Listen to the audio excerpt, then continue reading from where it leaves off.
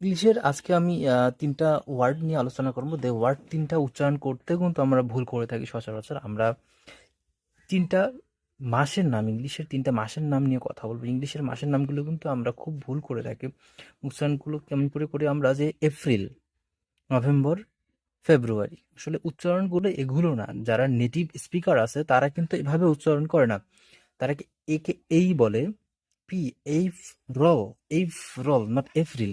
এইফরল, এইফরল, এইফরল, এইফরল হচ্ছে উচ্চারণ। তারপর নভেম্বর, তারা কিন্তু আরটাকে উচ্চারণ করে না। নভেম্বর, নভেম্বর, নভেম্বর, আরটাকে উচ্চারণ করে না।